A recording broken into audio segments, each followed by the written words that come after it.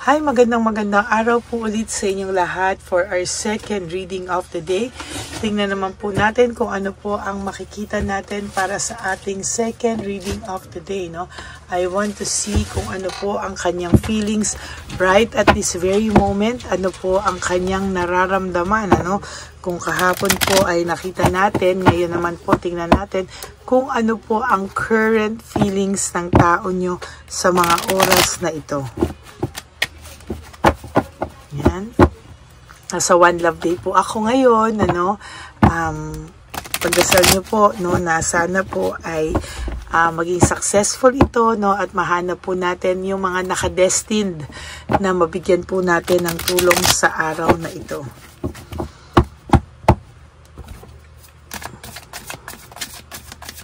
Kami po ay papunta ng Taytay, Tanay, Angono at Antipolo. Sa mga oras pong ito, kami po ay nag-One Love a Day. This is a pre-recorded video. Bago po ako umalis, ako po ay nag-video na. Mamaya ko po ito i-upload, no? Okay, pili lang po tayo ngayon ng 20 cards bago natin ilabas ang ating angel cards, no? 1, 2, 3, 4, 5, 6, 7, 8, 9, 10, 11, 12, 13, 14, 15, 16, 17, 18, 19, and 20.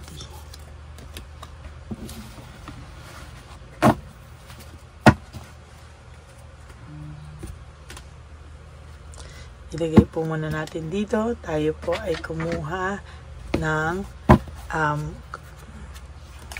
angel number, no, for today. Yan.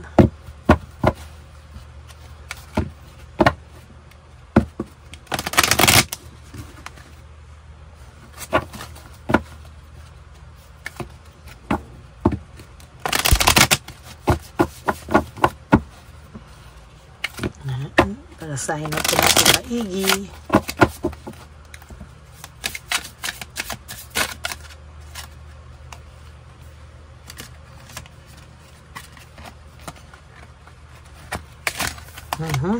Sabog-sabog na po.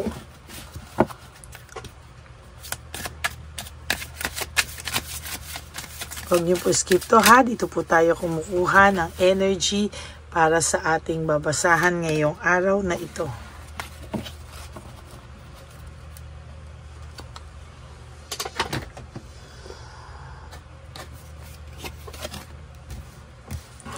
One, 0, 1, 1, take action, no? Wow, ang ganda po, no? Take action ang sabi dito. There's hope, there's new beginning, fresh start, lifestyle, purpose, spiritual awakening, no? Sa nakikita ko po ngayon ay marami pong akong nakikita dito na marami po itong gustong ipagawa sa inyo, no? Parang ang lumalabas po dito, sabi, this is to call action, to move forward, no? Parang gusto ka po nilang ipa-move forward, ano? Talagang sa nakikita ko po ay sabi dito, the sooner you get along or you get going, the sooner you will accomplish what you set out to do. Those with patience will eventually reap rewards of their perseverance, no? Ang sabi po dito, no, you have to take action. Sabi po dito, ang nakikita ko po dito ay kailangan po ay kung sino daw yung may mga pasensya, ito talaga yung aani ng mga pagpapasensya nila, lahat ng perseverance nila, talaga pong sa nakita ko po dito ay eventually po, no, na the sooner you will get, kung gaano daw po kabilis yung kung gaano daw po kabilis yung action mo, doon daw po talaga kayo, parang kung gaano kakabilis umaksyon, doon po magbe-base talaga, no? Sabi nga po dito, sabi niya po talaga dito, kailangan umaksyon ka na ngayon pa lang, no? Parang alam niya na ngayon pa lang kailangan mo na mag-take action para saan? Para po ikaw ay magkaroon na po ng new beginning, no? Para po ikaw ay magkaroon ng fresh start, at sa nakikita ko po ay pinagmamadali ka na. Sabi it's time, or this is a call, no? Parang sinasabi po dito na it's about time na you have to take action, you have to take you have to move forward, no? Kasi yung pinakamabilis na mag-a-action ka o tatayo ka na, a-action ka na, yun po yung kailangan mo nang gawin. Kasi pinapa-new start ka na niya sa buhay mo, new beginnings. There's really hope for you po, no? Yan ang sinasabi dito. And the more na magkaroon ka ng spiritual awakening, kailangan mo na pong mag-take action para hindi po ikaw, para hindi ka po talaga dapuan ng mga, yung bang depression at kung ano-ano pa. You have to take action right at this very moment. Nang nakita natin ito po ay isang senyales sa iyo na kailangan mo na pong umaksyon sa buhay mo, no? Nasa loob po ako, nasa third floor ako, ba't may ibon akong naririnig, no? So, talaga ang ganda, para may ibon akong naririnig dito. And sabi nga po dito, new beginning, fresh start with you. So, yan po ang nakikita ko. Napakaganda po, You really have to take action, ano? This is a call daw para sa'yo to move forward na, no? Kaya kailangan madaliin mo na at gawin mo na daw po ang nararapat para sa'yo. O, diba? Yan po yung binigay sa inyo, no? Ngayong araw na to na mensahe ng angel, angel card or angel number nyo for today, no? So, tingnan naman po natin. Pero bago po yan, tayo po ay magbukas ng kandila.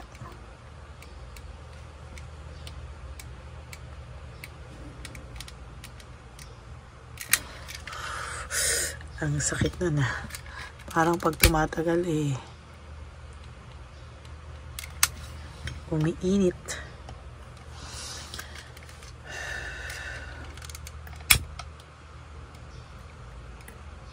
Okay. So, yan po, no? Okay. We'll start with your first card. Your first card is, I can't make you happy. Sa lahat po ng nagawa niya sa'yo, na kasinungalingan o lahat po ng ginawa niya sa'yo ay tipong hindi niya po alam kung ano po yung iyong pakiramdam, no? Kung ikaw daw ay mapapatawad mo pa raw ba siya, mapapasaya ka pa daw ba niya sa emotions mo, and sa lahat ng mga ginawa niya sa'yo, alam niya po the heat between us is intense. Baka grabe daw po yung nangyari sa inyo at hindi niya daw po kaya, no? Hindi niya daw po kaya ang lahat ng ito. Sabi niya nga, I was hurt by you, no? Nasaktan ka daw po ng taong ito, at sa nakikita ko ay alam niya po ngayon o naiisip niya po ngayon na talagang ikaw ay nasaktan ng taong ito. Sabi niya, hindi lang siya makadesisyon on what to do, no? Lagi ka pong naiisip niya ngayon. Talagang naiisip niya po ang mga bagay-bagay sa inyong dalawa, no? And sa nakikita ko po dito, emotions overwhelm me, no? Sa nakikita ko po ay patuloy at patuloy po ito sa mga susunod na panahon na makakaramdam po ng too much emotions, no? Hindi niya po alam pero may drama po talaga dito, no? Meron akong nakikitang drama, at sa nakikita ko marami po siyang ginawang drama, false accusation sa iyo, kasinungalingan na hindi mo po talaga kinaya, no? Sabi niya nung una sa iyo, wala siyang mapapangako sa iyo, parang gusto niya na mag-move forward sa buhay niya, gusto niya ng buhay na wala ka, hindi ka na niya kailangan. Ganon po, no? Hindi niya na po kilala yung sarili niya nung mga times na sinasabi niya po lahat sa iyo yan, no? At ngayon po sabi niya, I can't do this right now, no? Hindi ka po niya hindi niya po alam kung paano siya magsisimula, kasi sa totoo lang sinabi niya po na hindi kanya kayang pasiyahin o hindi niya kaya ngayon gumawa ng bagay na makakapag sa'yo. Hindi niya kayang gumawa ng bagay ngayon na makakapag parang makakapag-connect sa inyong dalawa. Natatakot po siya. Sabi niya, I need to figure myself out, no? Tinitignan niya muna po kung ano yung kakayanan niya sa mga oras na ito, no? Talagang ang tao pong ito ay nakakaramdam ng matinding pag-iisip, no? Sabi ko sa iyo, itong taong to ay nag-iisip. Sabi niya, I can't handle your love. Hindi niya po alam kung paano niya pa i-handle yung pagmamahal na meron ka sa kanya, dahil siya mismo ay gulong-gulo, magulo ang buhay niya, hindi niya alam kung paano niya dadalhin nga yung sarili niyang buhay, paano pa daw yung pagmamahal mo. Kaya takang-taka po siya, bakit mo daw ba siya minahal? Ano daw ba ang meron sa kanya? Bakit mahal mo siya, no? Sa totoo lang daw po, sa dami daw po ng ginawa niya sa yung sakit, hindi daw po siya kamahal-mahal. Sabi niya, I wish I could understand you, no? Maraming bagay na hindi kanya inintindi, maraming bagay na hindi kanya prioritize, maraming bagay ang nasaktan ka, at talagang ngayon niya naiisip yung passion is too much, no? Talagang ngayon niya nararamdaman yung sunod-sunod na feelings, sunod-sunod na passion, parang siya po ay hirap na hirap, no? Sabi niya nga dito, I am better with my mind than in my heart, no? Parang hindi niya kayang ngayon pakiramdaman yung puso niya, parang lagi niya pinapakiramdaman ay yung kanyang isipan. Sabi niya, people don't believe in me. Sabi niya, hindi na naniniwala yung mga tao sa mga press release niya. Alam ng mga tao ngayon sino ang may kasalanan sa inyong dalawa. Alam ng mga tao ngayon kung ano yung talagang nangyari dito.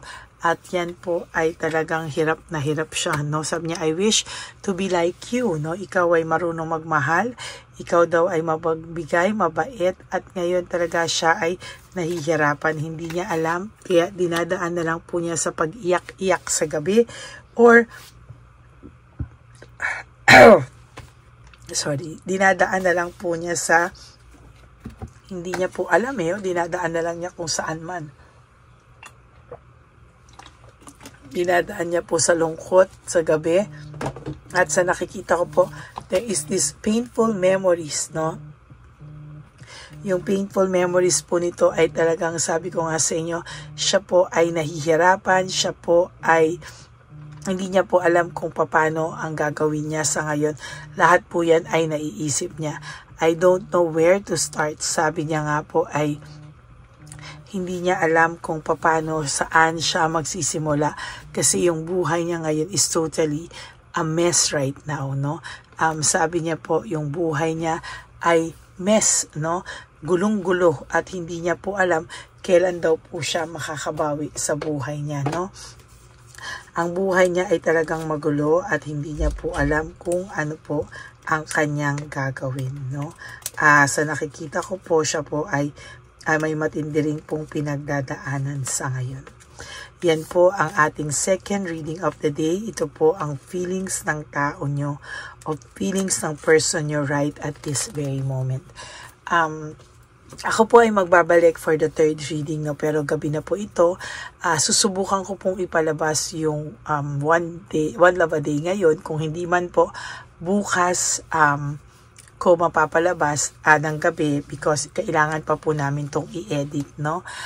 Pero rest assured na isi-share ko po lahat sa inyo yan, dahil ako po ay nagpapasalamat sa lahat sa inyo for not skipping ads. Tayo po ay nakapag-ipon, at tayo po sa lahat ng private readings, tayo po ay nakapag-ipon dyan para po maibigay sa mga lolos at lolas natin sa kalye ngayong araw na ito. Ganon din po, tayo po ay bukod sa mga lolos and lolas sa kalye, tayo din po ay nakatulong sa may mga cancer patients na nangangailangan ng tulong. Kaya maraming salamat po sa lahat na nagpapa-private reading, for not skipping ads, sa nagbibigay ng super thanks. Maraming salamat po sa inyong lahat. Hindi ko po ito magagawang mag-isa. Ang One Love a Day ay hindi ko po magagawa mag-isa. no, kung wala po kayong lahat. At sa isa pong aking kaibigan na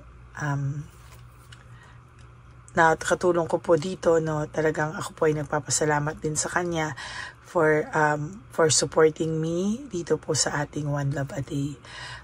Kasama ko po siyang magbibigay ngayong araw na ito, kasama po ng mga team ko na magbibigay sa matatanda, no. Ito po ay aking mga anak-anakan din na tutulong sa aking mag-abot ng munting tulong sa ating mga lolas and lolos sa daan.